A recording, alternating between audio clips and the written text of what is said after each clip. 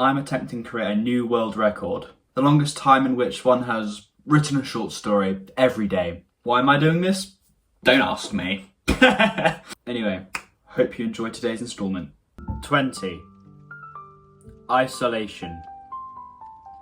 The world around me was like a warm bath. Not too hot, but not at all cold either.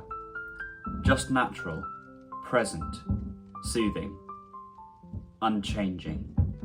Suspended in the vacuum of space, I let the muscles in my fingers loosen, release, and the tension came rolling out of me like the unfurling of a dove's wings.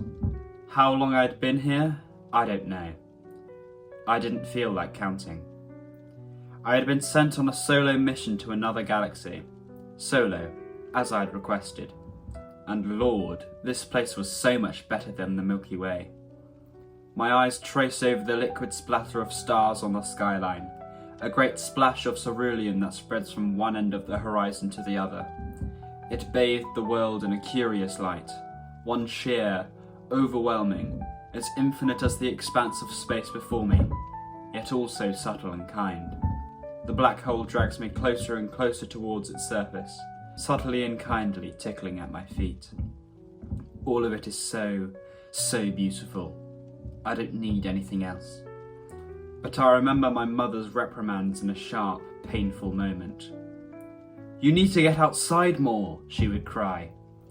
"Get some sunlight on your skin. You'll shrivel up. Go talk to someone. Go play with your friends." She didn't understand how that made me feel. Like I wasn't doing enough with my life. That the way in which I enjoyed my own existence was wrong. That my very existence was wrong. "You'll be miserable for the rest of your life if you just sit on your ass and do nothing, Harriet." Why do I need to exist in any other way? If I want to exist like this, alone, in this endless comfort, why shouldn't I? I was born into this world, so I have the right to make that decision. Yet, whenever I heard those words, it was like the sun was clouding over, like a sunspot had emerged, and it had grown to cover the entirety of the sun's surface. I could almost describe the sensation that overwhelms me as brown, constrictive, suffocating, horrid and rancid, controlling. I hated it. I hated it because I suppose I wanted to live my best possible life, and thought I was making a mistake. But going outside never seemed to break through to me.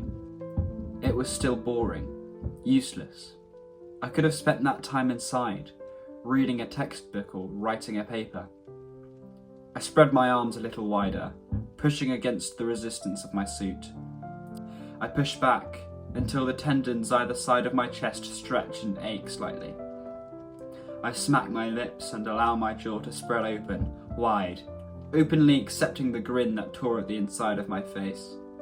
The ticklish sensation of the black hole's pull creeped up my ankles, knees and thighs, enveloping them like a million tiny slugs. Yet, that sensation was so great, so liberating, so warm.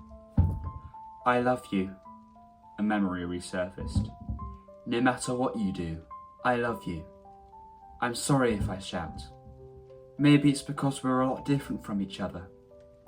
My mother was sobbing to me. On her knees, her hands rested on the sides of my arms, her long auburn bangs hiding her face. "You're so much more brilliant than I am, in so many ways. I'm sorry if I made you feel like that's wrong." I swallow, pushing a sharp spike of emotion back down my throat. The black hole's strength picks up, attempting to tear my body apart, legs from torso, torn, as are my thoughts. Because I do love her. I have loved her. Despite my desire to be free from it all, I still love everything that I've been given. But there's a little something more to this endless void, this endless nothing, this endless absence, that lights a match of something new within my soul. Something to quell the brown, constrictive, suffocating feeling. A great, wide, cerulean feeling. As cool as an ocean, yet warm and cozy at the same time. The black hole was staggeringly close now, so much so that it took up the majority of my vision. "I just want to see you more," my mother said in that resurfacing memory. "I want to make sure you're living your best life, the happy life that I've lived." The universe seems to speed up. "Because I love you. Stars die, birthing nebulae. I want nothing but the best for you in this life." The nebulous clouds swarm together, spawning tiny pinpricks of light, new stars. "But if that looks different to you, go for it." They too grew, lived, died in just a flickering instant before exploding in turn. "Shoot for the stars, my Einstein." Slowly at first, but faster and faster and faster, the cerulean sky dissipated, exploding, imploding, vanishing. "Because I'm sure you'll do great." And I wonder, as my feet touched the event horizon, was this the right choice? Brown or cerulean? In that moment before I reached the destination I had sought all these years, the moment before being funneled into the solitary unknown, I honestly didn't know the answer. "I love you," my mother said, before the memory was swallowed up by the deepest darkness in all the universe.